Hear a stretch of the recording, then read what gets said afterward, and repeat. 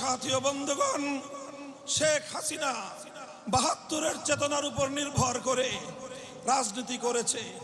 শুধু শেখ হাসিনা নয়, তার পিতা শেখ মুজিবুর রহমান সাহেবও ৭১-এর চেতনা, স্বাধিকারের আন্দোলনের চেতনাকে তিনি দুপায়ে তুলেছেন। এদেশের মানুষের ভোটাধিকারকে বুটের চাপায় পিষ্ট করে একদলীয় বাকশাল কায়েম করে ৭১-এর মুক্তিযুদ্ধের সঙ্গে বিশ্বাসঘাতকতা করেছিলেন। ৭১ থেকে ৭১-এর ১৬ই ডিসেম্বর থেকে ৭৫-এর ১৫ই আগস্ট পর্যন্ত ৩০,০০০ মায়ের কোল খালি করেছেন। বাংলাদেশের স্বাধীন ভূখণ্ডে সর্বপ্রথম ক্রস ফায়ারের সংস্কৃতি চালু করেছেন।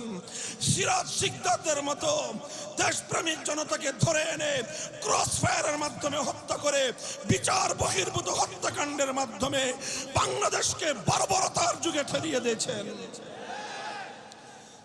এই সকল ঘটনার প্রেক্ষিতে ১৯৭৫-এর ১৫ই আগস্ট বিপ্লব হয়েছে, অভ্যুত্থান হয়েছে।